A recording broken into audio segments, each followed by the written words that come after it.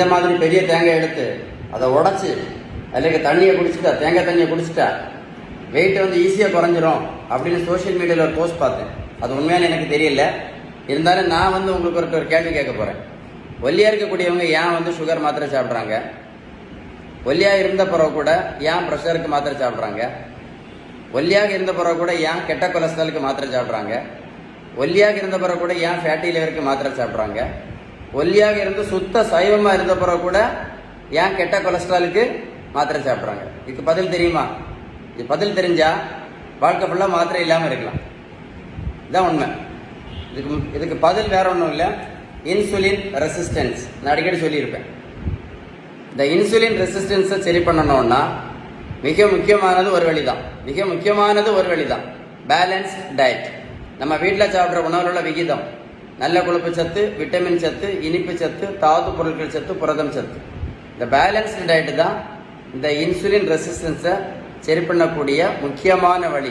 இது சரியாச்சுன்னா இது இல்லாமல் வாழலாம். இன்னொரு முக்கியமானது என்ன அப்படின்னா, இந்த விட்டமின் டி குறைபாடு கூட இந்த இன்சுலின் ரெசிஸ்டன்ஸுக்கு ஒரு முக்கியமான காரணம். அதனால நான் இப்போ வந்து எல்லா பேஷண்ட்ஸ்லையும் விட்டமின் டி கண்டிப்பாக பண்ண சொல்கிறேன். நீங்களும் விட்டமின் டி பண்ணி பாருங்க. வீட்டில் வயசானவங்க அம்மா அப்பா இருந்து அவங்களும் இந்த விட்டமின் டி பண்ண சொல்லுங்க. குறிப்பாக உங்கள் நண்பர்கள் யாராவது சுகருக்கு மாத்திரை, ப்ரெஷருக்கு மாத்திரை, கொலஸ்ட்ராலுக்கு மாத்திரை, ஃபேட்டி லிவருக்கு மாத்திரை, அப்புறமா இன்சுலின் ஊசி, அதே மாதிரி உடல் பருமன் இருக்கக்கூடியவங்க எல்லா நண்பர்களுக்கும் கண்டிப்பாக இந்த விட்டமின் டியை பண்ண சொல்லுங்க. அப்படின்னா இந்த இன்சுலின் ரெசிஸ்டன்ஸ் என்ன பண்ணலாம், கண்டுபிடிக்கிறதுக்கு ரொம்ப ரொம்ப ரொம்ப யூஸ்ஃபுல்லாக இருக்கும். சரி பண்ணதுக்கு ரொம்ப யூஸ்ஃபுல்லாக இருக்கும். இன்ஃபர்மேஷன் யூஸ்ஃபுல்லாக இருந்தால் கண்டிப்பாக லைக் பண்ணுங்கள், மறக்காமல் உங்கள் ஃப்ரெண்ட்ஸுக்கு ஷேர் பண்ணுங்கள். கரெக்டு தானே? விட்டமின் டி பற்றி ஏதாவது சந்தேகம் உங்களுக்கு இருந்தால் கமெண்ட்ஸில் விட்டமின் டி அப்படின்னு டைப் பண்ணுங்க. நான் கண்டிப்பாக உங்களுக்கு பதில் அனுப்புவேன். உங்களுக்கு பேலன்ஸ்டு டயட் பற்றி ஏதாவது உதவி தேவை இருந்தால் கண்டிப்பாக கால் பண்ணி பேசுங்க. பெரியவங்களுக்கு பாருங்க, 42 கிலோ வெயிட் குறைச்சிருக்கும், 128லேருந்து 86 கிலோ.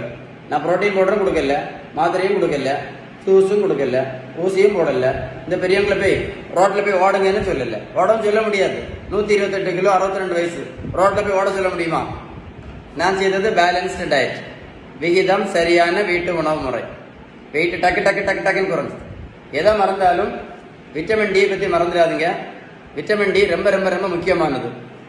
ஏன்னா இந்த இன்சுலின் ரெசிஸ்டன்ஸுக்கு முக்கியமான ஒரு காரணம் வந்து விட்டமின் டி குறைபாடு தான். இதை டெஸ்ட் பண்ணி பார்த்து இதையும் கரெக்ட் பண்ணீங்க அப்படின்னா கண்டிப்பாக மாத்திரை டோஸையும் குறைக்கிறது யூஸ்ஃபுல்லாக இருக்கும், இன்சுலின் டோஸையும் குறைக்கிறது யூஸ்ஃபுல்லாக இருக்கும், நிறைய இதுக்கு யூஸ்ஃபுல்லாக இருக்கும். இன்ஃபர்மேஷன் கண்டிப்பாக யூஸ்ஃபுல்லாக இருந்தால் மறக்காமல் லைக் பண்ணுங்க. ஓகே.